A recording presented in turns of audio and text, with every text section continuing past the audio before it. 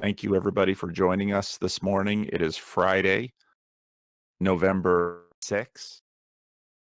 We are all watching or not watching, avoiding, or making creative memes about the ongoing election of the next president of the United States. And so we are gathered here this morning to talk about probably just about everything else. And this is Paul Vanderklay, and I'm on the Bridges of Meaning Discord. And Rick and I, this morning for the first time, are recording this with remote vMix. Woohoo! And we'll see how that recording turns out. And I wasn't going to be here this morning because I had a little dental appointment this morning, but they didn't have to numb my mouth, so I am in full control of my jaws. So let's begin. And I'm going to pick up with questions. Questions have been piling up, even though I said I wasn't going to be here. But the first question is from T for Tech from October 26th.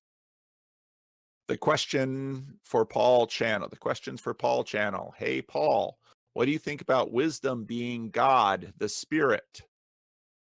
Actually, I did a conversation this week that I haven't had a slot to post it yet. It will probably get posted early next week. I did a conversation with Ron Dart about Jordan Peterson's selection of Proverbs, and we talked a lot about Lady Wisdom because the book of Proverbs has Lady Wisdom, and Sophia. That's Sophia is both a woman's name and the word for wisdom. So is it God? Well, what do you mean by God? So that's actually a long ongoing conversation in theology of how to regard Lady Wisdom, because she's very much personified in the book of Proverbs.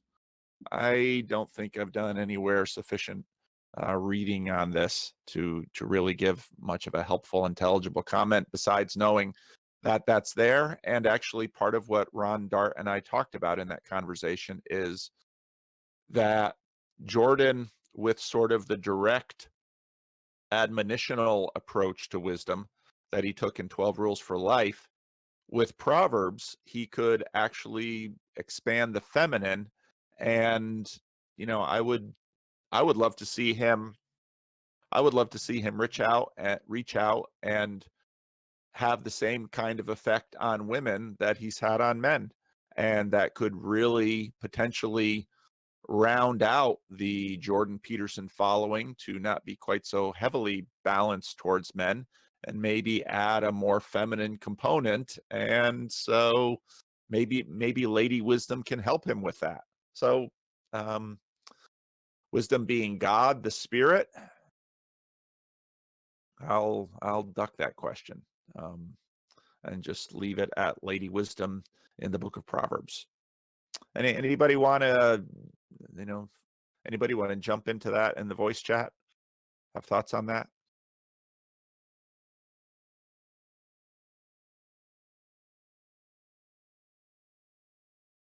All right, nobody. Alex C. from October 28. Question: do you think Christian apologetics may do more to turn people away than bring them towards or back to the Bible, church, Christianity, etc.? And etc. has really been on my mind lately. Some personal context. I've been listening to and reading Tim Keller, per your recommendation, whom I really enjoy for his synthesis of literature and the New Testament. But I'm a little frustrated that when he strawmans views opposing Christianity to construct a logical answer. For example, his book, The Reason for God, using some of the same rhetorical devices Sam Harris deploys. Oh boy, we'll have to get Tim Keller on the channel to defend himself. One of the main reasons I am becoming interested in the Bible and Christianity again years after deconverting is that I am not looking for them to answer the questions I originally imposed upon them to answer. I didn't talk about this much in my conversation that I posted this morning with John Vervaeke and J.P. Marceau. But in anticipation of that, I listened to a couple of Lewis biographies, especially the time in his life where he sort of turns his back on straightforward apologetics and leans into narrative, which produced the Narnia Chronicles. And I'm right now listening to Planet Hollywood. I was this morning. And Lewis in his lifetime, and Lewis is a big influence on Tim Keller. Tim Keller is a huge Tolkien and Lewis fan too. So you can actually find audio recordings, Tim and Tolkien, out there on the internet, which are really cool because, again, Tim Keller is a huge Lewis and Tolkien fan, and Lewis is in many ways behind his some of Tim Keller's apologetics. It seems, and if you read both Alistair McGrath's and Alan Jacobs' biographies of Lewis, Alan Jacobs' biography is my favorite biography of Lewis, the Narnian. It's a delightful book. It seems that on one hand, Lewis was obviously incredibly powerful and persuasive with respect to apologetics, but Lewis's personal experience with them was that it seemed when he succeeded, he found his faith most weak. And so I didn't really get into that in my conversation with John and JP, but why are there so many Johns in this little corner of the internet? Is it Jean-Philippe and John Vervaeke and Jonathan Peugeot? We're just awash in Canadian Johns. Well, that doesn't sound right.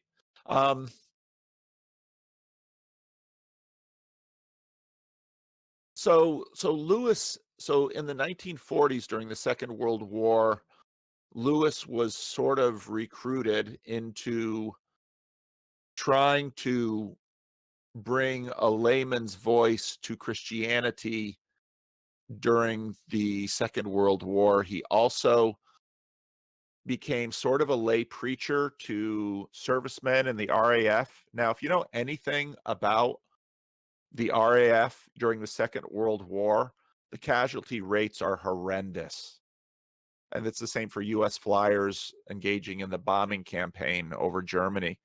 The casualty rates in the air war were just simply horrendous. So many people died. And so Lewis is having to figure out how to preach. Now, of course, Lewis was a soldier in the First World War. He wasn't a Christian when he was a soldier.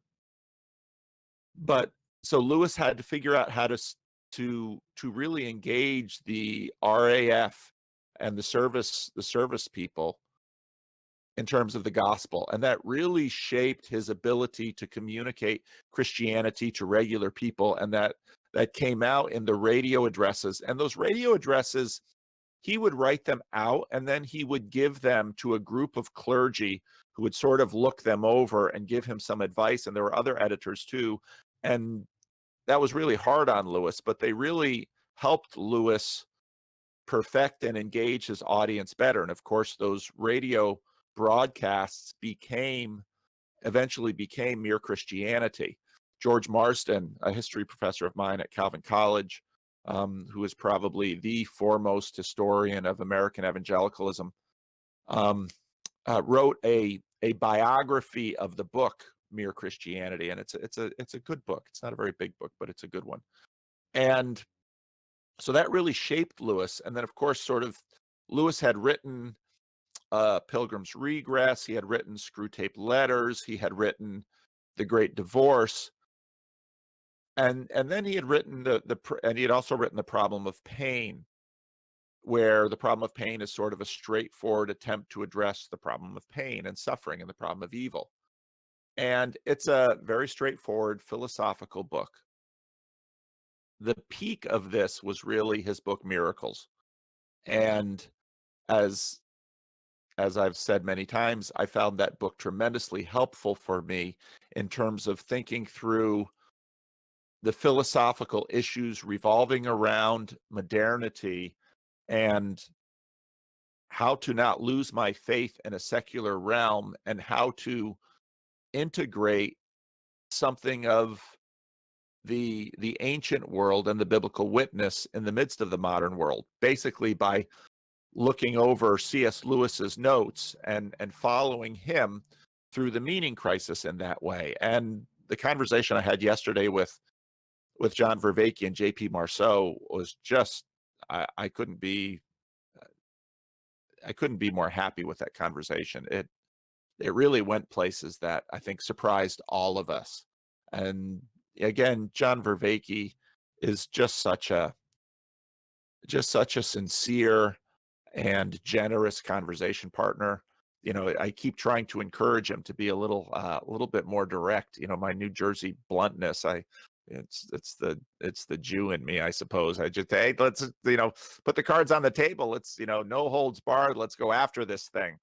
And and but John is just such an honest, generous, delightful conversation partner. But that conversation went some very interesting places, I felt. So Lewis writes miracles. Lewis was sort of the sponsor or mentor of the Socratic Society, which was a very big deal. And as Alan Jacobs noted, nobody could put Lewis down. He was unbelievably well read, unbelievably brilliant, unbelievably articulate. It's just in terms of a debate adversary, big booming voice, nobody could put Jack down. But Jack, his own experience with that sort of mastery, he found difficult in terms of himself emotionally. And he would go through periods of struggle about the things that he was writing, to use Bill Hybels' words, prevailing books about. And I think that says something about this form of Christian apologetics.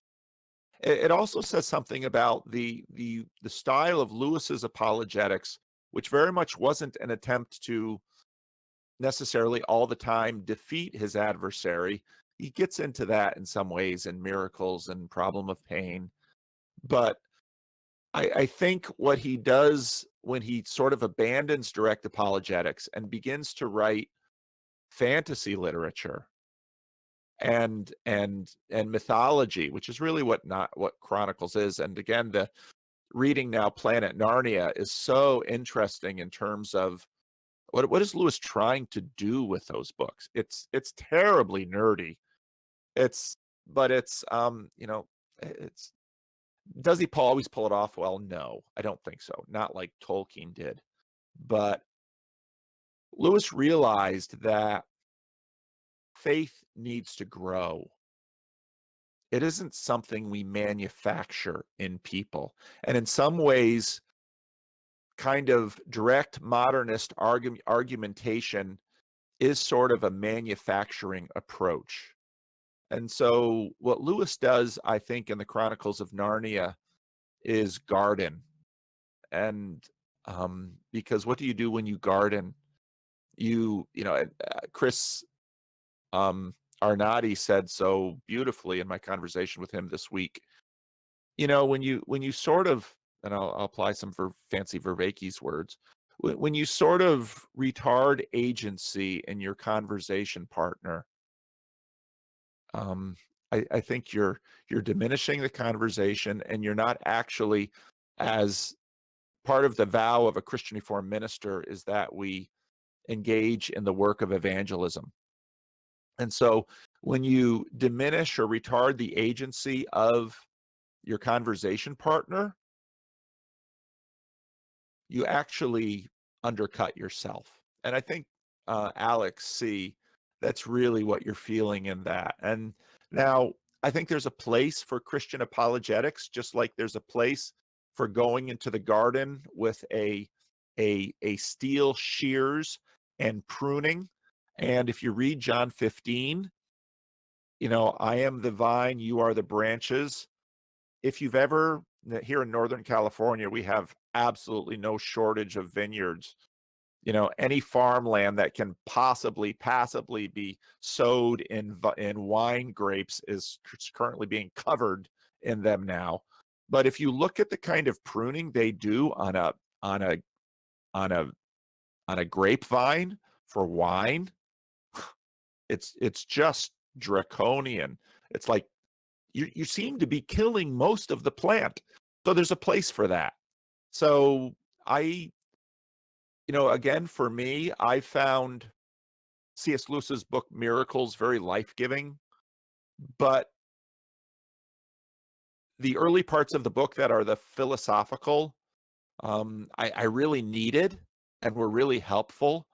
But the parts of the book that really sing are where he's much more lyrical in the second parts of the book, where we're talking about miracles of the old and new creation, where he's looking at the grand miracle. So, no, I think you're right. And Tolkien was right in that the axes and wheels of the modern machine are in some ways antithetical to the kind of growth that we do as Christians. Now, I was just in a dentist this morning, and I appreciate the fact that those surgical instruments are sterilized. They are using, very hard, fine, sharp, precision metals. I want the dentist with his skilled hands to be as absolutely um, precise as he can be when he's fishing around in my mouth for a suture that the dental assistant couldn't fish out. So modernity has its place, but that's where Tolkien is so prophetic, his love for the trees. So yeah, no, I feel you. I feel you there. And there's ironically, there's a decree, there's this place in the Lord of the Rings where, of course, the orcs go to try to wipe out the Rohirrim at Helm's Deep, and Helm's Deep holds, and the nation survives. But the nation survives because the trees and these other creatures that Tolkien doesn't quite explain, other creatures of the forest, and of course the Ents, who are the tree shepherds, they wade in and they destroy Isengard. And we see it now. Nature in modernity, we believe we have sort of beaten back nature and try to colonize her, but we're recording this in the midst of a pandemic, and so nature says, "Oh, do you think I'm beaten quite so easily?" So yeah, so good question, Alex. Joey has a question. Kanye recently resurrected Kim Kardashian's dad on their private island for her 40th birthday, an event we can all closely relate to. What does the Bible tell us about raising the dead? What does it say about our society when we try to do so? And who does it make us or Kanye when we do so? Yeah, it's a really good question, Joey. The Bible tells us that the resurrection of the dead is something that we long for, and it's true. And I would think that this technological, one of the best lines in The Walking Dead, the original Walking Dead on TV, was Herschel, who was a wise, committed Christian, who was the father of, a group of daughters, and they wound up at his farm for a little while. And Herschel makes the comment at one point in the series how, in terms, I believed in the resurrection of the dead, but these zombies weren't exactly what I was expecting, and rightly so. And even a hologram, I can imagine a hologram that sort of brings Kim Kardashian's dad back would be impactful and emotional, but you can't hug a hologram. You can't smell a hologram. The Christian story sees death and decay as something which God is going to lay to rest. We, in many ways, as best we can, try to arrest death and decay. We try to make ourselves look like we're not aging. We develop stainless steel. We have, we've developed herbicides and pesticides to retard and reduce unwanted species and to sort of beat back nature. But I think anyone who stands at the grave of a father or mother or sister or brother or child or even pet knows that there is something to this death that everything in our lives and hearts rebel against. And the Bible says and gives us the hope that God understands this. And right there in the middle of the story, as C.S. Lewis says, God himself takes on flesh and dives deep to the bottom and pulls us all up out of the world of death and decay. That's the promise of the gospel for us. And so Kanye doing this for his wife was a lovely gesture and something that I think speaks to what we all long for. And I think Mr. Incredible says, why can't the world just stay saved? I feel like the janitor. Didn't I just finish cleaning this up?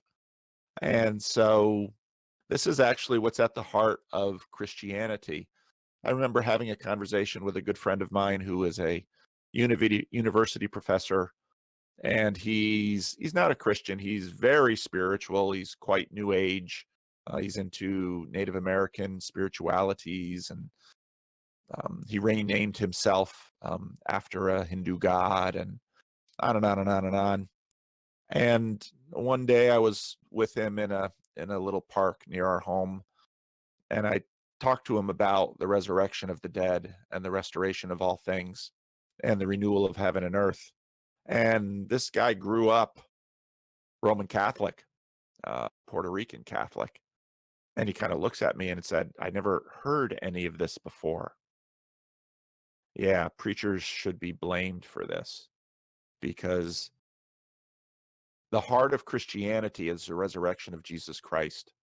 And the reason that my meanderings over the last 3 years and my engagement with philosophy and all of this has made me more a believer and more of a passionate believer in the bodily resurrection of Jesus Christ is because I think there's no other answer that the world has ever come up with that is better than this. And I think I can see that in the TV show The Good Place. I think I can see that in the Amazon streaming series Upload. You can see it in The Walking Dead. Our hearts long, Kim Kardashian rightly, I don't know how to evaluate. I don't know much about their story, but the fact that she loves her father as she should. She's made to love her father. And that this little hologram could give her for a moment a sense, a taste of what the resurrection might be. I don't think that's a bad thing. But it would also give her a deeper longing. Now, the resurrection is a difficult thing to speculate about because the most we have of it are these little stories of Christ's post-resurrection conversations with the apostles. And this is why, I really enjoy C.S. Lewis's Miracles of the Old Creation and Miracles of the New Creation. And if you haven't listened to my conversation yet with John Vervaeke, I'll give you a little teaser. When someone brought up in that conversation walking on water, and I told John, I said, I I'm not at all convinced that water walkings were created to be able to do. And I think John, I don't know how John first thought about that, but these conversations get really hard in a modernistic frame because we've upped the resolution on the shape of creation 1.0 so that we know a lot about it. And we can't put the Resurrect microscope to understand creation 2.0. But I live leaning into creation 2.0, longing not only for the restoration of myself in the first creation, but the renovation of myself for the second creation. And if I'm wrong about this, then I'm wrong about this. To be human is to, to err is human. To err is human. But I still, even despite doubts, and this world offers many ways of doubting this, I don't see any better thing to long for than the resurrection of the body, than the restoration and renewal of heaven and earth, than however God manages this resurrection. I not only, of course, love to see my father again. In these last 3 years, I've thought a lot about my father. I've told stories about him. And if my father were alive now, he'd be fumbling with his computer, but he would be in this Discord voice chat room right now. And he would be watching my videos. And he might even start making some of his own if he could figure out the technology. Maybe my brother-in-law or my sisters would help him. And he would be on this Discord server. He wouldn't be dropping GIFs. That wouldn't be him. But he would be writing and engaging, and you all would be having conversations with him. And you all would be lining up to have conversations with him, because so much of what you appreciate in me comes from him. And where I can do some things he couldn't do, he could do some things that I can't do. And so in a strange way, my father lives on through me in the pattern way of the pattern video that I played. What the resurrection means is that not only do the abstracted, disembodied patterns that only God can maintain an archive of my father are preserved, but they will once again be put in the kind of a body that he never knew. And they will be uniquely his body, but it will be a glorified body. And when the Apostle Paul says it'll be a spiritual body, it doesn't mean that it won't be non-physical. No, look at all the work I've been doing on the word spiritual. It will mean that, when we get sick right now, and all of us have had this experience, suddenly our body is not doing what we want it to do. We don't want our body to hurt. We want to be able to jump out of bed and go about our day. And then as you grow old, and now that I'm in my 50s, I am feeling this more and more. My body won't do what it used to do. And so that's, my body's being very non-spiritual then. And the Apostle Paul says we will have a spiritual body. Well, what do you mean by that? It will be finally subject to not only my spirit, but God's spirit. And that might sound like possession, but that's exactly the difference between, as C.S. Lewis so beautifully illustrated in the Screw Tape Letters, the Father above and the Father below. The Father above loves freedom. And the Father above loves nothing better than to see his children fully be themselves. And is it possible to surprise God? It was possible to surprise and delight Jesus. So, and that's our, that's how we see God. So I long for not only my own perfection and renovation, and I don't think our perfection will be immediate in terms of a static state. I think God will know exactly what to do to to to refine us in a way that potentiality isn't destroyed. And I don't know how time works, so I don't know if my father now has a head start. And then I think about saints who have gone before, and even if you read someone who grew up Reformed Church of America, went to Eastern Christian, converted to Roman Catholicism, Peter Kraft. Even if you read Peter Kraft, I mean, he put Socrates in heaven. Um, and so, God is going to have everyone there he wants there. Am I speaking universalism? I don't know, but I want to see my father perfected because I love my father. He was not a perfect man. Again, watch the eulogy I made of him. I want to see my father perfected. I want to see my father strong as I remember him when I was a little boy. And I watched the age of decay take his strength. And but at the same time, and just as the Apostle Paul says, outwardly he was aging, inwardly he was growing. And I want to know my father, my grandfather, as my father knew him as a young man. And I want to know my great grandfather, who I never met, because he died on my he died on my grandfather's wedding night. He had a stroke. And so my grandfather and grandmother's wedding was called off, and they had a little private ceremony so that he could be with his father.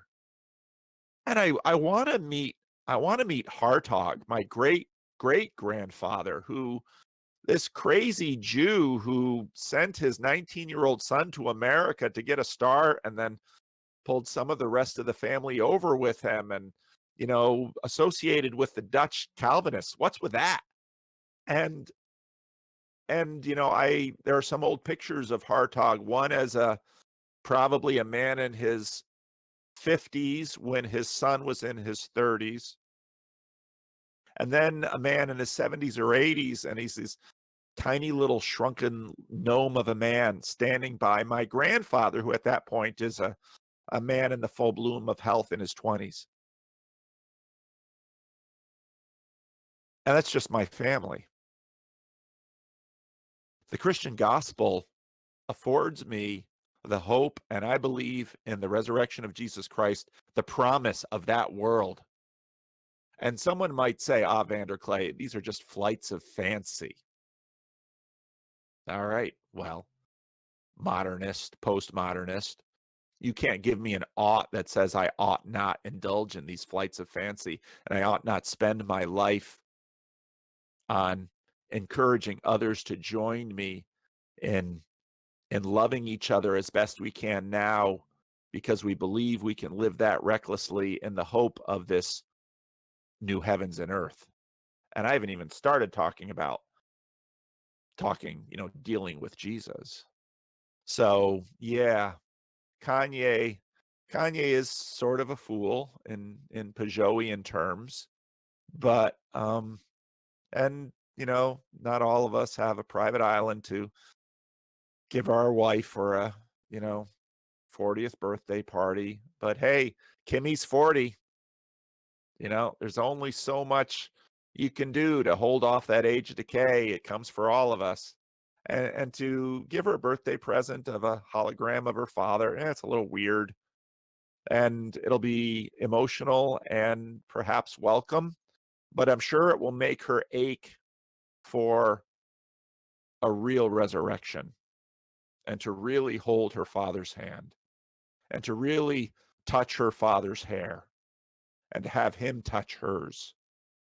And in my opinion, at least in terms of the religions I know, only Christianity makes this offer. And only Christianity has a group of witnesses that say, we ate with him. We were skeptical. We thought he was a ghost, and say, hey, Jesus, nosh on a fish.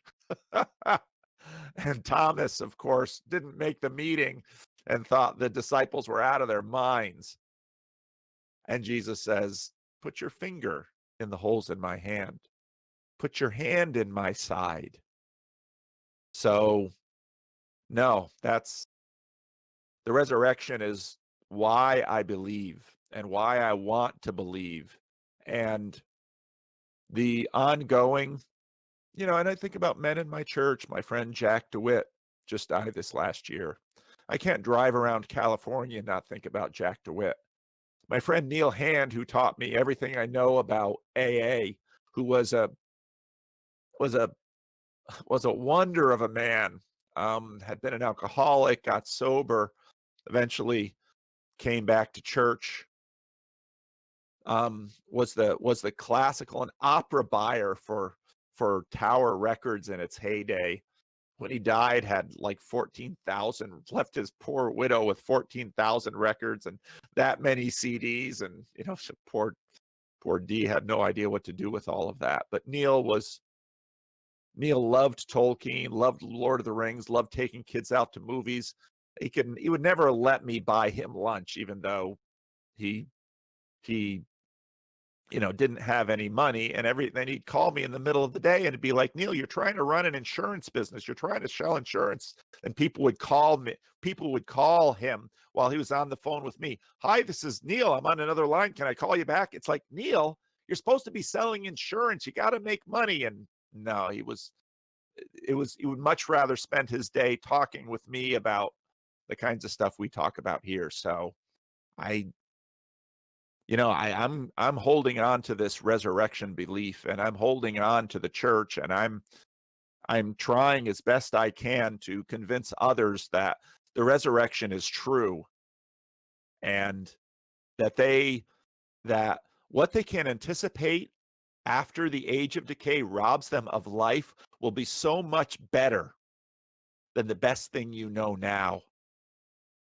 And that beginning to lean into that right now is the best, most generous way to live right now. It's such a good way, in fact, that we want our neighbors to live this way. So, yeah, good on Kanye. I'll try not to be envious of a family that can have their private birthday and they'll have to take all their ribbing and memes that produced.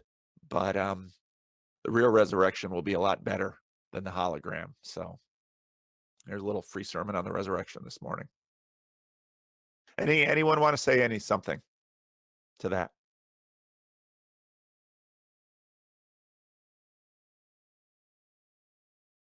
I pretty much asked it in the vote text chat. If I were to ask anything, it's that.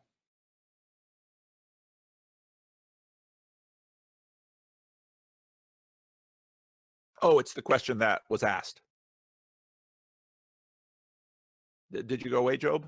Did I go away? No, I'm here. I said, I typed the question. I said, I have so much trouble wrapping my head around what PVK says because I don't know how that works with our miscarriage. I have to consider things like disembodied intellects and all that. It's very much kind of in 1 Corinthians when people are like, well, how does this work and how does that work? Yeah. And yeah. And again, there's so much of this I don't know. And I can make stuff up, but what gives me hope is the character of the one who walked out of the grave. And in many ways, what I then say is, well, sure, I've got ideas, Jesus, of what you should do, but just looking around the glory of this world and looking at, here I try to answer little questions and answers, but Jesus did questions and answers all the time with people, and his words have changed the world. My questions and answers will never be like that. And so just knowing that and seeing that and looking at the creator of the universe, I would say that whatever God does with that, Job, it will be more and it will be better than you can imagine. Because, and why can I say that? Because I've seen the character of Jesus, who is the icon of the invisible God. And so that doesn't answer the questions, but I think it gives us hope that whatever he does with that loss and that pain, what I see, so why doesn't God just remove suffering? And I think the answer to that is God knows how to make greater joy with suffering than the kind of joy we have without it. And I think it's for that reason that suffering is allowed, because the kinds of joy we will experience on the other end of it will be deeper because of the suffering. And that can sound pat and shallow and hollow now, because when you're in the midst of suffering, all you want is for the pain to end. And in fact, some pain is so hard that we would want it to end even at the cost of our lives, and we imagine that would be a fair exchange. But I think the fact that Jesus doesn't avoid suffering or deny suffering, but goes straight into it voluntarily, as the book of Hebrews says, it was for the joy, it was for the joy of what's on the other side. And I think that is something that, if God gives us the grace to experience it, can be a word of hope, even if we can't feel it in moments of suffering. So I don't know, Job, that's the best I can do. Can I ask something? Sure. On that note, like what you just said, that God can create a much greater joy because of suffering. Would also, what is your take on whether it would have been possible? Like, what is your take on the potentiality that God possesses? Do you think that God could have had the potentiality to create the kind of world that is to come without having us gone through this? Not that he was, again, it kind of boils down to the other thing you were also saying, which I've also thought about, like, is it possible to surprise God, or is it possible for God to, so similarly, in the same vein as that, is it possible for God to allow for two possible potentialities, one potentiality where we didn't have to go through all this suffering, and another potentiality which is the world we live in, where we did go through the suffering? So basically that's my question. Yeah, it's a good question. I tend to, it's been a long time since I've read Alvin Plantinga's book, God, Freedom, and Evil. And he sort of makes a best possible worlds argument there. I tend to like that because, again, it's the sort of faith a child has in a parent, that the wise child sort of understands that the world is too big, and the wise child, we can see in children that it comes to a certain point when children realize that dad and mom don't know everyone, and dad and mom don't know everything. And of course, that's an important part of growing up into an adult. But I if I had to create a theodicy, it would be that God knows what he's doing, and I believe he knows what he's doing better than I could know. So that's pastorally where I rest. And I think so much of this, I mean, here's where, all of the cognitive science that I've learned from for Vervaeke and Peterson comes in, because the bedrock concept of cognitive science is that the world is too big and too large for any of our brains to actually manage it. And so what this a priori structure that Peterson tries to school Sam Harris on, and what Vervaeke, continues to show us is that we do all this paring down of the world so that we can actually manage it to the little degree that we do. Well, if I am that such being, how on earth can I do the math on best of all possible worlds? I can't. I just can't. I can't even exhaust the little room I'm sitting in right now, or the how many, 30, 40, 50 people who are in this chat room right now, and each of your lives. So it's just far beyond me. But and then let's imagine I even had the answer to this question. Let's imagine, God parted the heavens. I pulled a Job, and Lord, I'm going to hold my breath till you come down here and you justify yourself. I think the reason God gives Job the answer he gives is, if I were to write it down for you, Job, could you understand it? Tim Keller has this great illustration of a sheep farmer, and maybe Sherry can, flesh this out, where they were dipping the sheep. Why are they dipping the sheep? They're dipping the sheep because I suppose they're dipping them in some kind of solution that keeps them from getting ticks and parasites and things on their skin. And so, they have this sheep bound, and the sheep kind of looks up at the shepherd like, what the hell are you doing to me? And if you've been a parent, there are moments like that with your kids when you're, I remember my youngest, and taking him into the doctors for, take him into the doctors. He's already looking around. You have all these nice pictures on the walls, and everyone's so friendly. And there's a beautiful fish tank in the lobby, and there's books, and there's Disney on the TV. Then you go into this little room, and in comes this woman with a needle that's like an inch long. And she's coming at me. He looks up at me with those big eyes like, are you going to let this happen? Yep, I am. She's going to stick it in your arm, and you're going to hurt. And the little flowers on top of that Band-Aid aren't going to make it not hurt.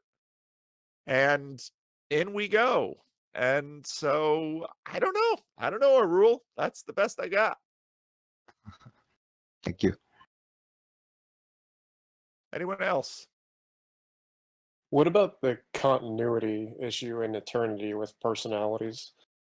Yeah, that's a huge issue. I think about that a lot. I don't know. I mean, how? Go ahead.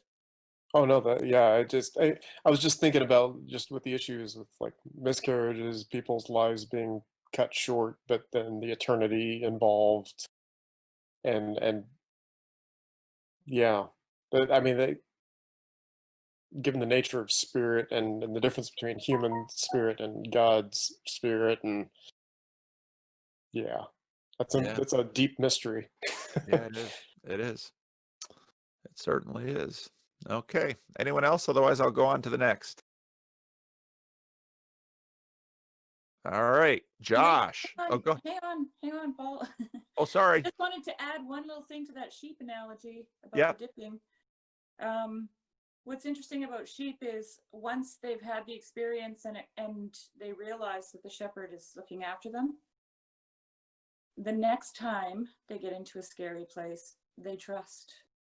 Really? Mm-hmm. Wow. See, it's that kind of knowledge that an urban pastor like me doesn't have, but the Bible is just assumes some of that. Right. And if I contrast that with a goat, the goat will never think you have a better idea than they do. Really? Yes. Oh, wow. That just adds layers to the parable of the sheep and the goats. It Sure does. does. Yeah. That actually also ties into that whole issue about apologetics too, with the sheep, at least the sheep hearing a voice, and then just the nature of faith like a child. Like unless you are like come to me like these children, then whatever the Matthew 18 thing says. And about sheep knowing your voice, I bought some sheep from a lady, and they didn't know my voice, and I would call them and they would ignore me, and then they came to know my voice. So, and I thought of that scripture a lot when it was happening, because Wow. I was trying to teach them to come when I call them, right? And I thought, oh no, they're not going to know. They're never going to come, right? Maybe that's how sheep are, because I was new to sheep at the time. And no, they learned it. And now when I call, they come. Wow. Yeah. Wow. That's cool. That's cool. I'm gonna have to call up Sherry every time I have a sermon on it that has to deal with sheep and goats now. Yeah. That's really helpful. Yeah. Yeah. It's been a learning experience, both, as a farmer and as a Christian, having both animals. Wow. Wow, that's Yeah. cool. All right. Okay, Josh, October 30, 2020, before the election. I would like to hear some thoughts regarding architecture and art in the Protestant churches, especially. You're probably not going to get them from me. I recently realized the church we have been attending for about 2 years looks like a local fire station or public safety building. I was just turned on to Hans Ruckmacher. Ooh, you've been talking to Bern Powers, because Bern Powers, was a big fan of Hans the other day. And question he asked, how can you say modern art is ugly when you worship in a building that looks like this? If there is a connection between truth and beauty, it seems to undermine credibility when claiming the truth is being preached, but it's being done in a place lacking beauty. Also, it seems not likely to draw people to show up in a place that only seems there to prepare you to put out hellfire in the world, hence being designed like a fire station. That's a great question. I wish I had a great answer, and I don't. Yeah, there are people who really work on this stuff. Any thoughts I have are pretty shallow. I think it could be, the plain meeting house arose in the Reformation, I think partly because, well, there's probably a lot of reasons behind it. They didn't want to distract from the word. It's sort of like the problem of in Protestant worship services, if you have a really good worship leader, as we call them, and then kind of a stinky preacher, even Rick Warren talks about the fact that his church didn't really blow up and grow big until they had a really popular worship leader who could just lead the kinds of singing and songs that people really came for. And it's not unusual in a lot of churches that the sermon is a letdown because the worship is so hot. So there's lots to this. And I would say look around for someone who can answer the question of this and work on it. At the same time, I'm from an iconoclastic tradition, and I think there is something. I think about Eric Liddell, who was the sprinter that the movie Chariots of Fire was made of, and the prison camp that he was in. Now, if you talk about an ugly setting, ugly can be architecture, but ugly can also be human. And there is something about a saint that shines in the midst of squalor. And so here's the thing about God. I think he can be so humble because he just keeps winning. And so yeah, it's great questions. I inherited this worship space, and I, for the most part, let the people of God do with it as they choose. I don't get involved much in managing music or decor or any of this. About the only thing that I actually did here was I moved the baptismal font from kind of the side of the stage over into the entryway so people could see it when they'd come in, just because I think I don't want it ignored. And the pulpit and communion table and baptismal font were made by a former member of the church, and he did a beautiful job on them. So I want people to enjoy that giftedness and that craftsmanship. But yeah, there are people that can answer a question like this, but it's probably not me.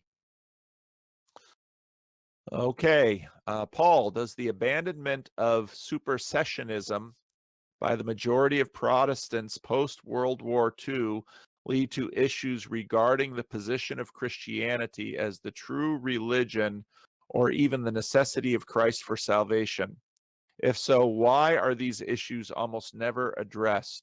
What is your position on issues like supersessionism or dual covenant theology?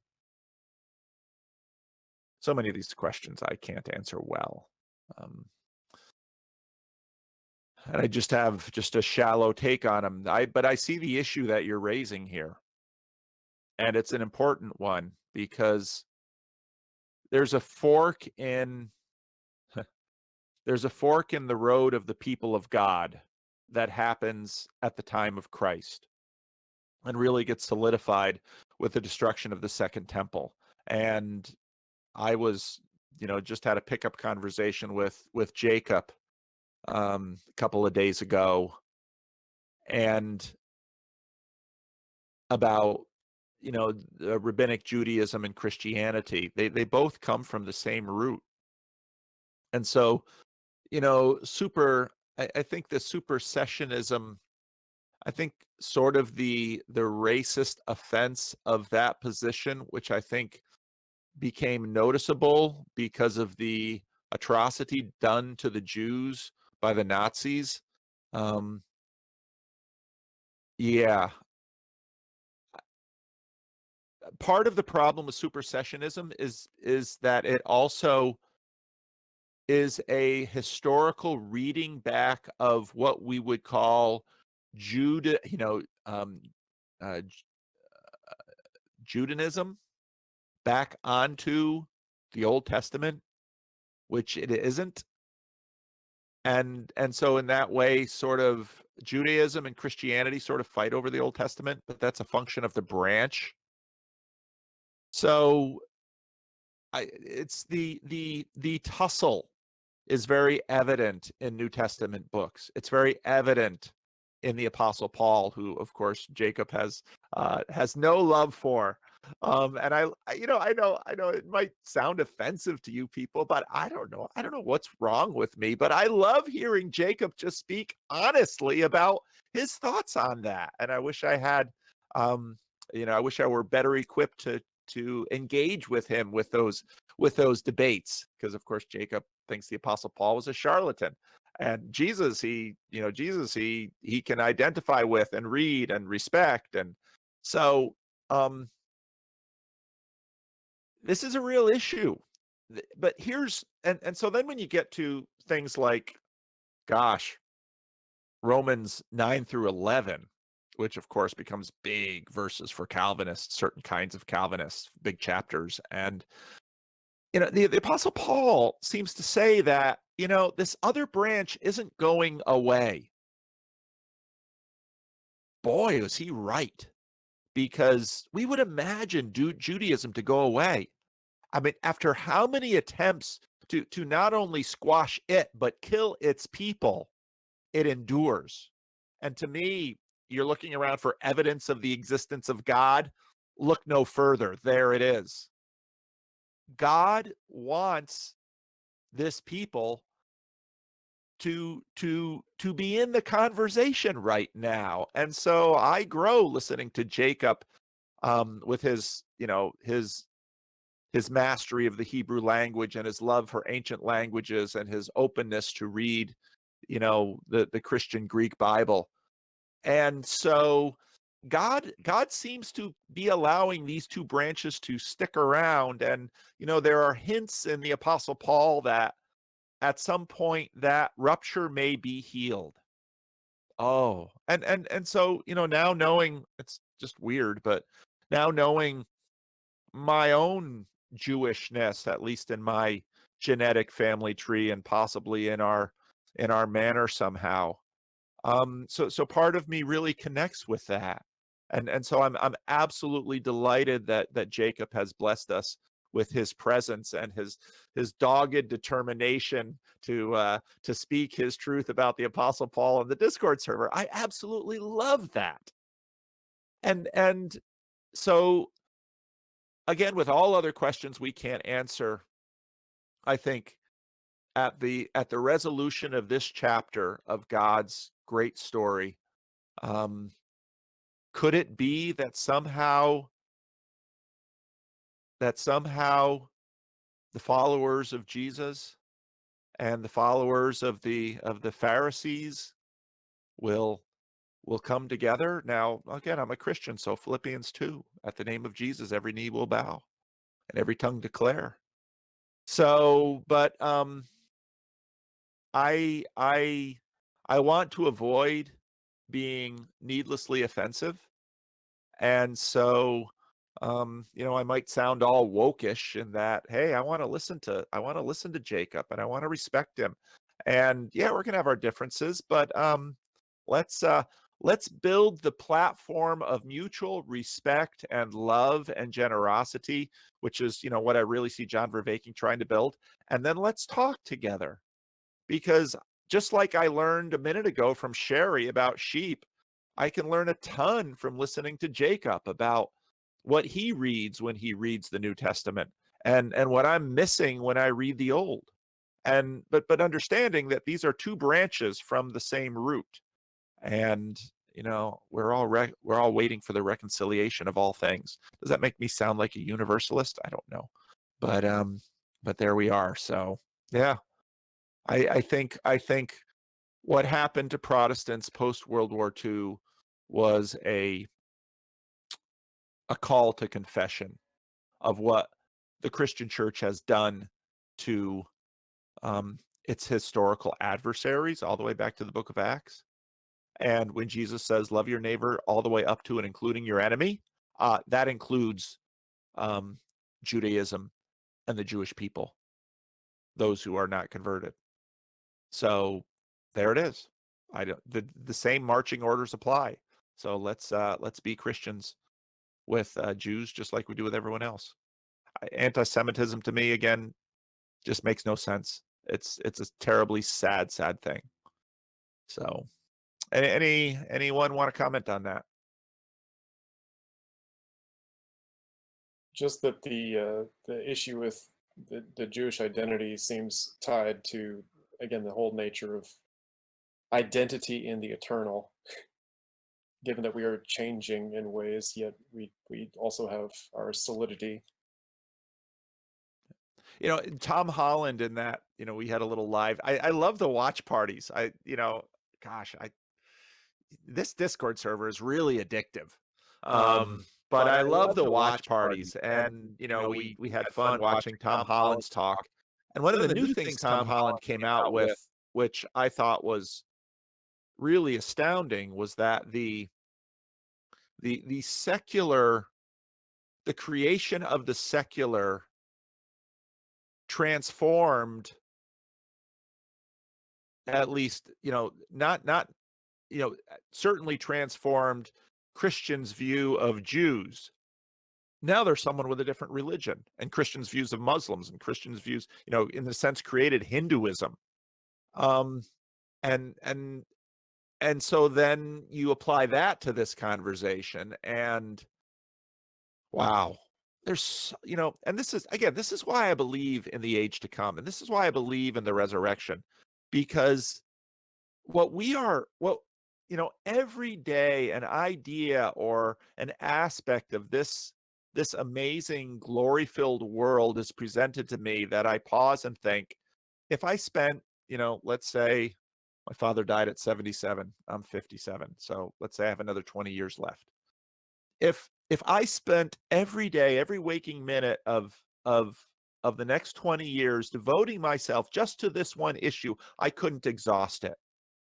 Glory like that almost demands an age to come, where, just as C.S. Lewis showed in The Last Battle, there's a true Narnia, and in a sense we can.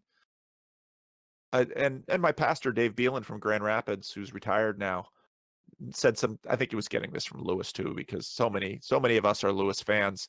But will there be an aspect of time travel in the age to come whereby we can somehow revisit and I don't know, and improve, and part of what's sort of fueling our imaginations is some of the things that we're realizing electronically, and that's just, and saying, wow, what if we could do this? So yeah, it's I don't know.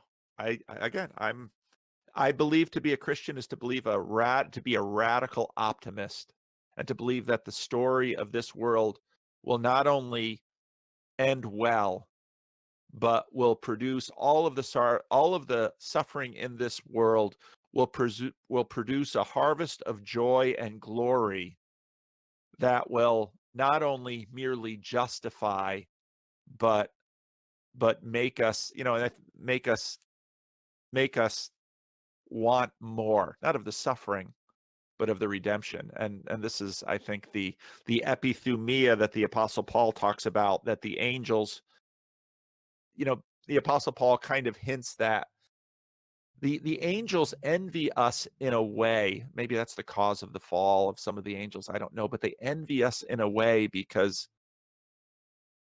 we, by virtue of our limitation and even perhaps some of our fallenness, can partake in the kind of glory that, because of their lack of rebellion, they will never have 4P knowledge of. And it's like, wow, could an idea be that good? Could there be a God that could pull off such a thing for this world? That's where I'm placing my bets.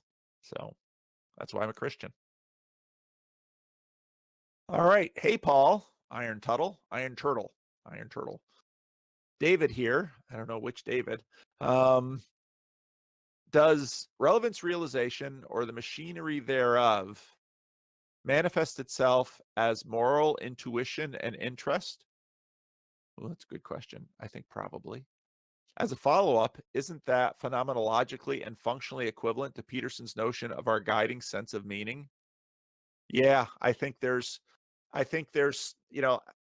gosh, do I ever want to see Vervaeke and Peterson talk again? The one conversation that we have on YouTube of them talking was a good one. And I was just thinking this morning how, when I was sitting in the dentist chair, I was just thinking this morning about the old Jordan, who wasn't always looking over his shoulder because some major news organization or some social giant was going to clobber him for saying enforced monogamy or something like that. The old Jordan who was playful and free and could do as he wanted. But I still think relevance realization is sort of a black box. I don't think that's a bad thing.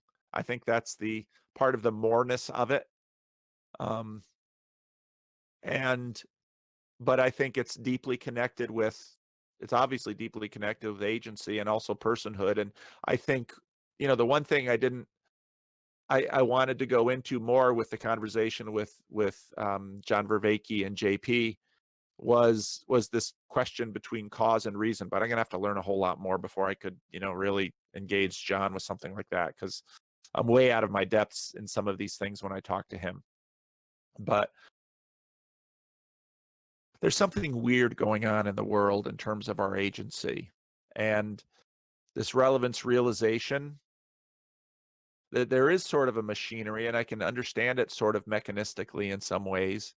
But when it comes to group B things in group B, persons, agents, those types of things, it's sort of black box-ish, and sort of this reason, capital R reason, as Lewis writes in Miracles, that is manifest in colonizing us when we're doing it. So yeah, it's a good question. I don't know, Iron Turtle, you're in the room. I don't know if you have the freedom or the desire to follow up in any way.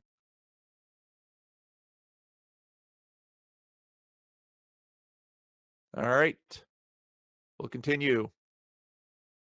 Have you talked about the abortion ban in Poland? No, I don't know anything about it. So I'll leave that. I mean, and that's another cool thing about this Discord server. I mean, all the Europeans and Canadians and Aussies. Too bad about the time change in Aussie. I know they miss out sometimes, but I've grown to love well, made friends in Australia because of the trip and grown to love some things about Australia. So I hope to get back there. I know Warren Mills wants me back, but of course COVID will have to be sorted out. So I don't know anything about the abortion ban in Poland. Inquiry from San Pablo de la Santo Sacramento. ¿Cuál NT Wright libro mencionó a Jordan Peterson? What NT Wright book did you once recommend to Jordan Peterson? I recommended all of his books, and I think Jordan told me when he came to Sacramento, and a very generous contributor bought me a VIP ticket, and I told him, like, hey, I got 30 seconds with Jordan Peterson, got to make it count. And so I said, hey, read NT Wright, and he says, I have his books on my shelf. Hey, Jordan, you're gonna have to slow down and do some reading. So I hope I wanted him to read. Now I remember what I want. I wanted him to read The Resurrection of the Son of God, and his book on the resurrection, because again, I also wanted Jordan to read Miracles, because again, I really do believe the resurrection of Jesus Christ is, all this other philosophical stuff we talk about. The resurrection of Jesus Christ is the thing. It's the thing in Christianity that makes me a Christian, that changes, that makes Christianity, in my opinion, different from every other religion. And so I don't think you can really get Christianity without understanding at least how the resurrection plays in this. All this other stuff, you've got big overlaps with other religions in other ways, but when it comes to the resurrection and incarnation, life, crucifixion, resurrection, ascension, second coming, that whole core of the story, it's right, Creed, that core of the story is the kernel, is the seed of Christianity out of which everything else grows. That is the revelation. That is the thing. It's not just the ideas, because ideas that are not rooted in the earth, and that's the thing that the resurrection does. It's not that we go off to have nice experiences after after we die. It's that heaven and earth are finally joined. So I recommended the book on the resurrection. And every time Peterson did an event, he would leave there with an armful of books. People were giving him books all the time. He could start his own bookstore, I'm sure. So, early on when I first heard about Peterson, I was gonna get on Amazon and just send him a copy of Miracles. This is actually in some ways how the channel started. So I was really excited about Peterson. I listened to him talk. And I thought, I want him to read C.S. Lewis's book, Miracles. I'm going to send it to him. And I paused and I thought, wait a minute. He's not even going to see it. How can I get Jordan Peterson to read C.S. Lewis's book, Miracles? And hey, I'm from New Jersey. I've got a big nose. It's like, I got to be a little bit of an asshole here. I'm going to start making video commentaries on Jordan Peterson, and I'm going to make some noise. And I'm going to make enough noise that I'll get to the point that he's going to have to pay attention. And I didn't realize just how big Jordan Peterson would get, or just how busy or messy his life would be. But that's in some ways how my channel started, because, you see me poking at the Weinstein brothers. Some of that's intentional, because, there's lots of ways to ignore people. And sometimes someone can be an asshole enough or a troll enough, and okay, all right, so now I got your attention. Well, let's talk. So yeah, I do that sometimes. I play those games. So I wanted him to read the book on the resurrection. You described it as being fairly simple, similar to Maps of Meaning, and that it's fat. Well, the NT Wright's book on the resurrection is a lot easier to read. It's a lot more history. And again, the IDW needs more history. They need a more competent grasp of history, which is why Tom Holland is so important in this conversation. I'd like to read it through, given the length of his scholarly work. I'm sure it'll take a degree. So yeah, it's also the New Testament and the People of God. The first, so NT Wright has his scholarship level books, his magnum opus, the Big Four series, are actually, huge books. That's his academic stuff. And then he has middlebrow books, which are in the middle. And then he has popular books like New Testament for Everyone, this commentary series, that's on the bottom. And so the commentary series is very readable, how to understand the New Testament from NT Wright's point of view. Then the middlebrow books, I have so many of his books. The middlebrow books are, here it is. This book on eschatology. Oh, you can't see me. I keep forgetting. Surprised by Hope by NT Wright, Rethinking Heaven, the Resurrection, and the Mission of the Church. I don't agree with NT Wright on everything, by especially in terms of emphasis of some of these things. Simply Jesus. So he's got those middlebrow books, and then he's got his academic books. And but the New Testament to the People of God goes in what is a story. So it's really prolegomena and some of that stuff. So he is right now in terms of evangelical Christianity, he's up there on the list in terms of most important New Testament scholars. But scholarship is a sort of a blood sport, so there'll be lots of disagreement. Any follow-up or questions, or anybody want to pick on that a little bit?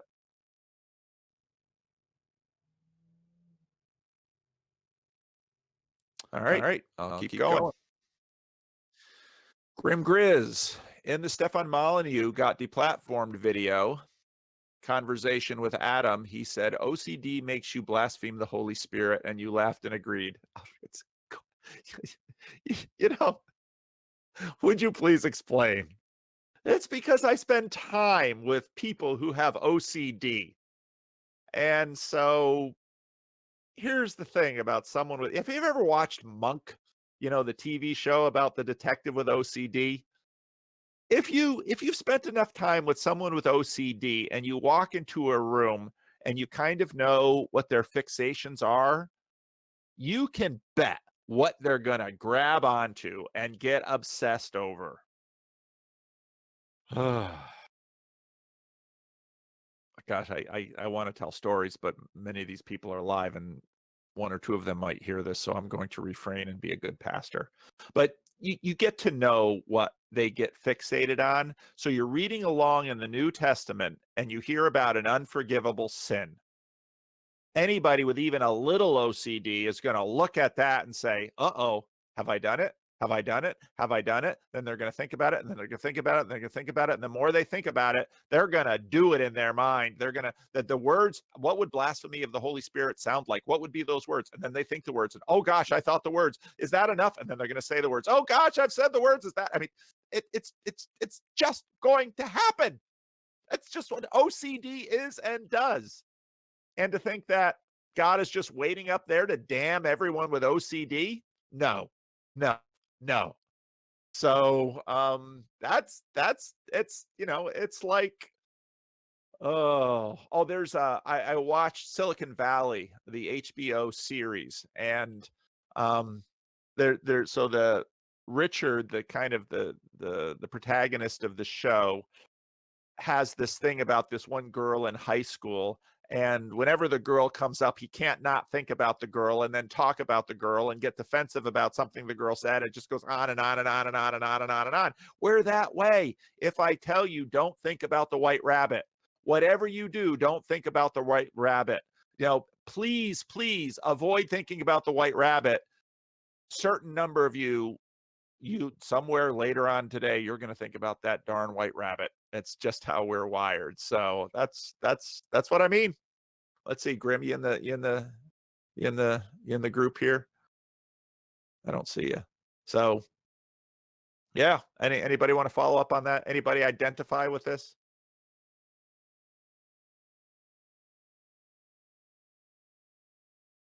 Maybe I'm more OCD than the rest of you. All right. November 4. Oh, all right, we're into November. Did the 6th century BC kingdom of Judah deserve the exile it was harshly cast into? How should I know? What I know of it by reading the Bible. The chronicler certainly thought so. I assume he had more information than I did. So the Hebrew prophets certainly thought so. Well, I'm going to sit here in the 21st century and say, no, it was wrong. So sorry. I don't know. Kalepa, if you're in the room, a follow-up, did Canaan, as well as the other great empires present in the Old Testament, deserve the violent and merciful judgment it received? How am I going to do that math? Deserve according to what scale?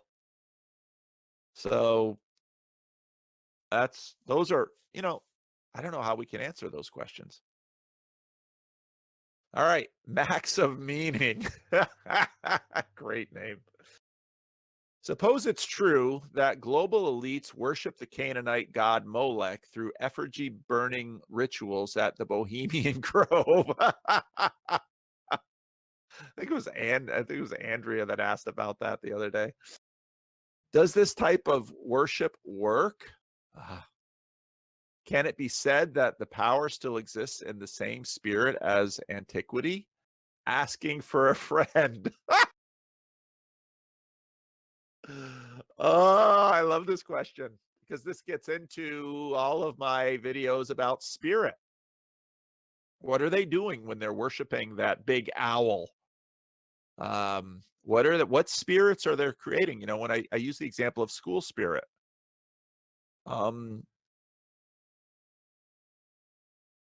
Does it work? Yeah, it works.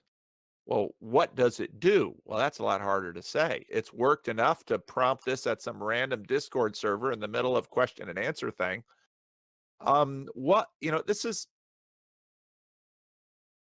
C.S. Lewis was a firm believer in the idea that what we do matters and that we are spiritual agents.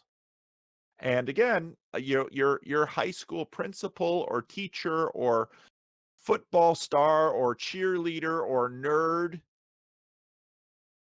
you're contributing to school spirit. It might be a small contribution. You might not notice the outcomes, but you are shaping the hearts and minds of generations of people beyond you.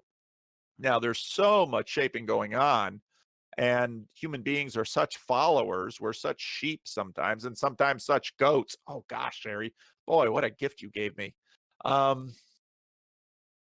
Yeah, it works, but what do we think of as working?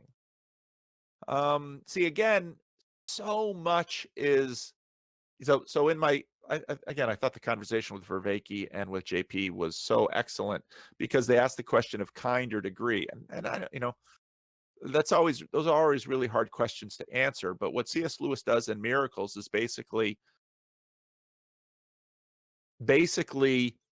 narrow the gulf between natural and supernatural. And again, I'm a skeptic of the supernatural in some ways. Well, what do I mean by that? Well, didn't I tell John Vervaeke that I believe that humanity without rebellion might have the capacity to walk on water, and that this is a capacity we have lost? Well, that just sounds crazy. I mean, you just look at his face when I told him that. It's just kind of like, oh crap, why am I talking to a Christian minister who believes this stuff? And believe that Jesus walked out of the grave. Sam Harris backs Jordan Peterson down into almost certainly not. And if I had been on stage, I'd say, nice job of bullying here, Sam. How do you know? And for goodness sakes. So yeah, this stuff works, but what does it do? Has that reverberated through the halls of power in American politics and shaped our world in ways we have absolutely no understanding of? The Christian Reformed Church had a ban on you couldn't become a member of the Christian Reformed Church if you were a Freemason. And that was one of the big divisions between us and the Reformed Church of America. And because the Freemasons are nowhere near what they used to be, we sort of snicker at it now. But there was something in that ban that said, your little secret rites and your all of this, what you're doing, there's a reality to that ought not to be too readily dismissed. And I know that when I talk about spirit in this way, some people get nervous that I'm somehow reducing its ontology. I do not believe in any way, shape, or form that I am reducing its ontology. And I very much believe that there are older and stronger and very relevant spirits that are at work in this world, and that some of the spirits that we manifest and get involved in today are not necessarily so much coming from us. And so that's where, hey, let's give Frank Peretti his due.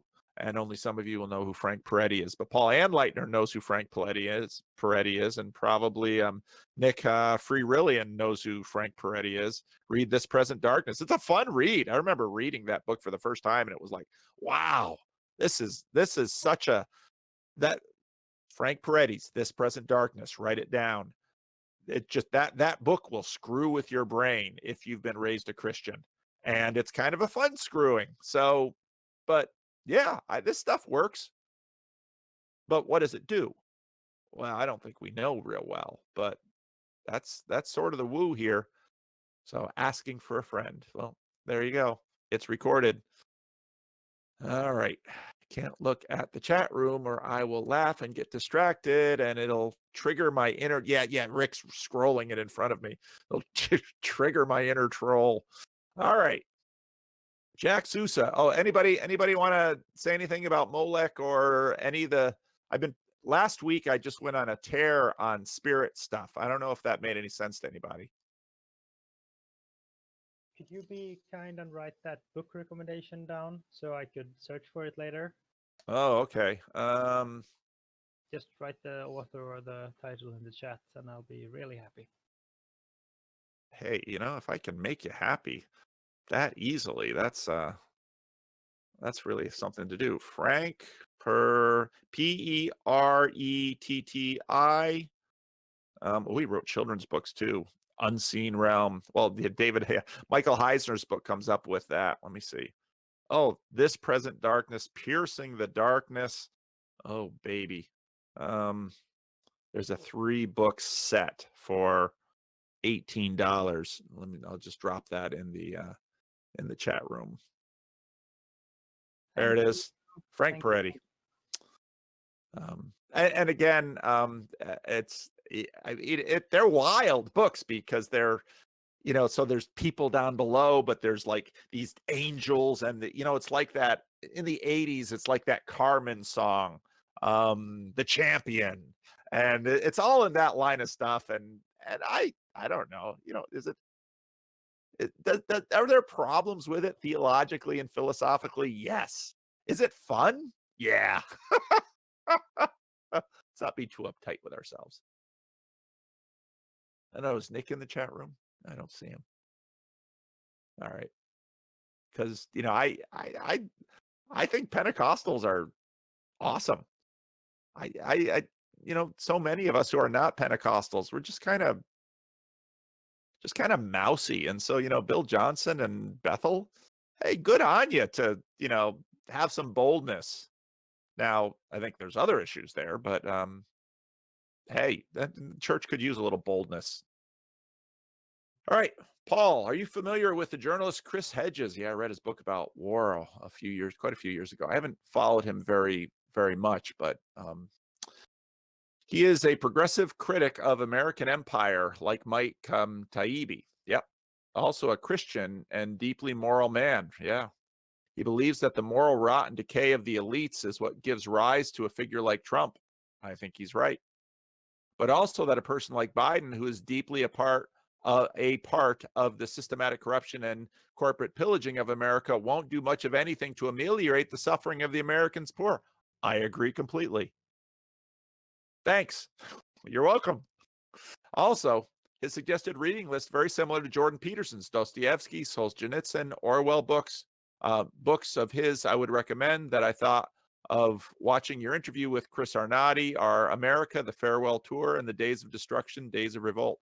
No, I like Chris Hedges. And, that's where this whole YouTube experience has been weird because, politically, me and the Weinsteins, I'm there, in some ways.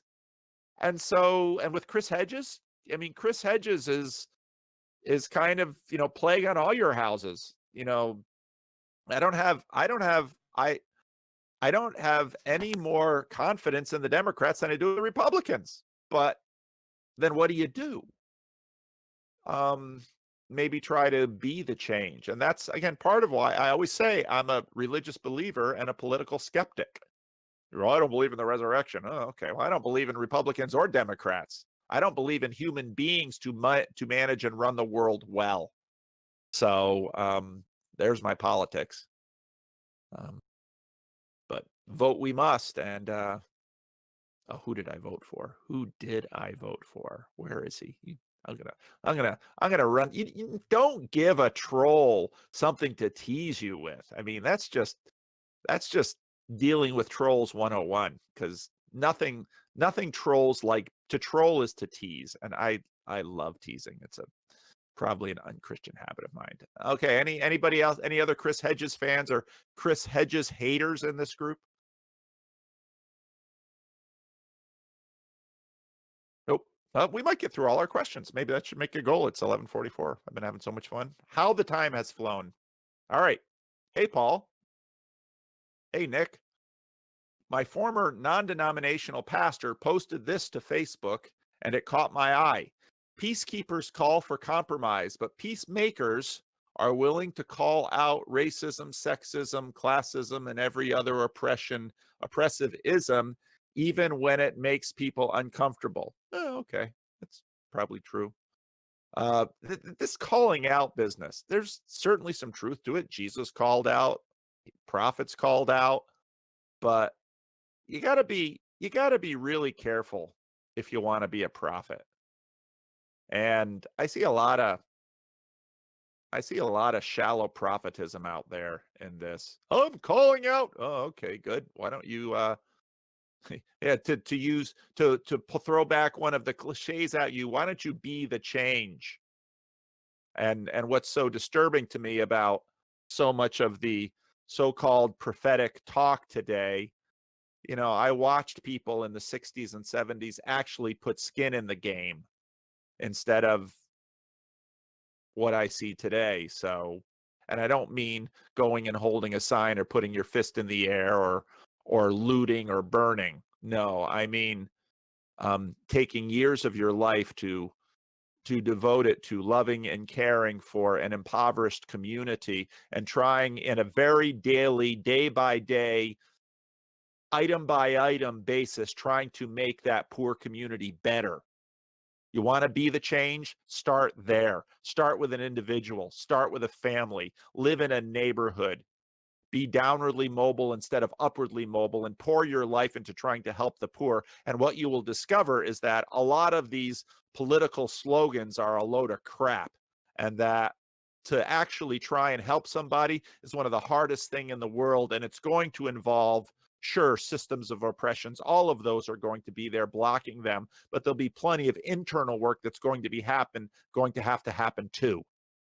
And that's why I look at so many of these movements and I have no patience for them, because I think Orwell's critique is dead on. And I think Peterson nailed it too. Because if you really want to help somebody who's poor, then help someone who's poor. Get involved in their life, commit to them. And you will have an exploration of not only, yeah, you'll get to know your own privilege. Yeah, it'll become painfully obvious to you. But the bonds that are both internal and external, we're not lacking in bonds in this world. So, yeah, a lot of that sloganing is easily, and there's truth to it. I don't want to, stick my finger in the eye of your former non-denominational pastor, but why don't you throw away your Facebook account and move into a neighborhood and work with a family or a community and see if you can make their life in some small degree or another a little bit better, and then come tell me what you've learned. That's how I feel about this stuff. Sorry about that. Now I'm doing a Jonathan Peugeot. Jordan Peterson, people like ranters. So anyway, what's your favorite letter by Paul and why? Oh, which ones are really by Paul? Doom, doom, doom, doom. This might not, Jacob might not like this, but I love the book of Philemon. And I think I'm gonna have to think about what Jacob had to say to me about the book of Philemon, but I think it's an astounding book, the way Paul says, all right, here's Onesimus, and he's over by me, and he's become a Christian. So Philemon, now he's your brother, and I think he should go back to you, because who knows the circumstances under which he fled his slavery, but he wronged you, and he should go and he should make amends to you. But Mr. Philemon, he is now a brother in Christ, and you have to deal with that. Wow. And when I, just as a pastor, knowing how complex people are in terms of the things that build up between them, restoring bonds, dealing with asymmetries of class or power, this stuff is so hard, but it's so real. And this is why I say I see so much cheap sloganing out there, because if you actually get involved, and this is what I love about Chris Arnotti's story and his book, and I love it even more after talking to him, because I can completely, so he, what's his story? He grows up, first of all, and that's the part of the story I didn't fully appreciate. He grows up in Jim Crow, Florida. His father understands a little bit about racism, having been a Jew who had to leave. And, again, read Timothy Snyder's Black Earth and Bloodlands about what it meant to live in Poland in the early part of the 20th century. Americans whine, but oh my goodness. I mean, the Poles, and then a Polish Jew, even worse. And so first goes to South America, and then winds up in a little, just looking for a job. He's an academic. He's a book guy. Goes to a Jim Crow town in Florida, and hey, American slavery, that's not on his docket, but sees the blacks and the Mexicans and the whites, and it's like, oh, this is stupid.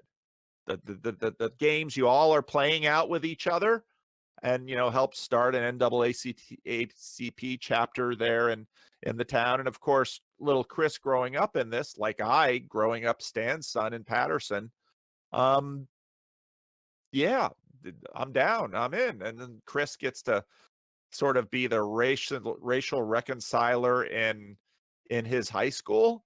Oh, there's an awkward situation, and this stupid gym teacher lets the team split up black and white. And but again, we have a lovely woman in this church named Marshall Mitchell, who grew up in all of that. And my kids used to have a high school assignment where they had to talk to someone who grew up in like the Jim Crow South, and I always send them to Marshall because Marshall is such a storyteller. And but when you listen to the real life, it's way more complex than just these propagandistic views now from 50 years later. That's how life always is. So Chris Arnotti grows up there, and then has a crappy high school education because the school is crap, and then goes to college, and son of a gun, he's good at math, and then goes to Johns Hopkins studying physics, and but he's not the top tier, so he's never going to be that kind of physicist. So then goes to Wall Street and makes money, but he's not really into money. But he's sort of fascinated about all the other. I mean, when I talk to Chris Arnotti, I see a lot of my story in his too. But he's fascinated by the other cultural groups, and so he he starts walking around New York City because it's a smorgasbord of cultural groups. Of course, I grew up just outside of New York City, and it was there too. It's just a smorgasbord of it. And then, Hunts Point starts to take his camera, and when he just, I knew exactly what he's talking about, taking his camera, because that was my father had his camera when he'd go to day camp, and all the kids would take my picture. My father couldn't walk around Patterson with a camera and not have people begging to have their picture taken, and they'd never see the picture taken. It was just sort of a way of saying, hey, I want to be seen, I'm important in this world, I'm a nobody, but if you stop and take my picture, that's something. And so I could totally believe that Arnott says, he's getting crap from people about, why didn't you put my picture in your book? And then he gets involved in the people's lives, and he tries to help, and he's got, his fight, he has all his this different ways of helping, and then he gets to the point of saying, I can't do it anymore. He's just getting submerged by it. And I think, oh, okay, but I grew up watching my father do this, and we had a community around us, and it was a whole different thing. But in some ways, and I didn't talk about this with him, my story in the DR is like his story, because part of why I left the DR was I couldn't take it anymore. I couldn't. I unlike Patterson, I was far more distant from the Haitians than I was from the people in Patterson or here in the people in Sacramento. And I just felt so inept, and watching their suffering, it was just crushing. And so, yeah, you want to save the world? Pick a person in trouble. If racism, someone of a different race, enter into a relationship with that person, move into a neighborhood, and devote your life to trying to make their life a little better. And you will begin to discover, yeah, you'll get in touch with your own privilege. Yeah, you'll get in touch with your own racism, and you'll begin to see some of theirs. And you'll begin to see that, yeah, there are structures and systems and structural racism and these things out there that really inhibit some of them from doing some things. But there are also some advantages, especially now that their race is giving them. And it doesn't end, because it's way more complex. And that if you actually want to help somebody do a little better, it's enormously difficult. And the fact that my father spent, again, listen to the eulogy that I gave for my father. He spent 36 years in Patterson trying to make it better. And when I went back in 2013, it wasn't renovated like Brooklyn and Manhattan and Queens and certain elements just around New York City. Patterson was, in fact, more decayed than when I left it. And you might say, well, did my father make a difference? Yeah, he made a difference. He made a difference. But we still live in the age of decay. So I don't know that we will know the difference my father made until we get into the age to come.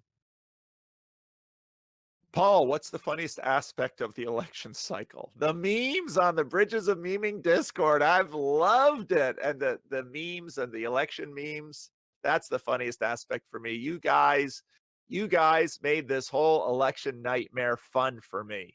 And so, because you're not taking it too seriously, there's political diversity, there's European and Canadian perspectives, there's Asian perspectives, there's Australian perspectives. I love it. You guys have made it what was kind of a crappy situation.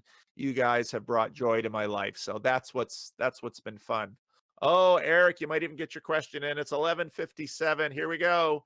Regarding Nick D's question, how much of the issue about call-outs and judgments are complicated and derailed by conflating judging and sentencing? Yeah, that's, yep. Excellent comment. And you have that, krino, which is the Greek word for judge not that you be not judged. The lexical range of that word is discernment, and it's also condemnation. And I think when Jesus says, judge not that you be not judged, he's saying, condemn not that you be not condemned, because other places he leads us to and invites us to discern. So That's right. We have to use our judgment, and language is imperfect. We can call out for help to correct our brothers and sisters, but we aren't at all called. You see, part of the problem is that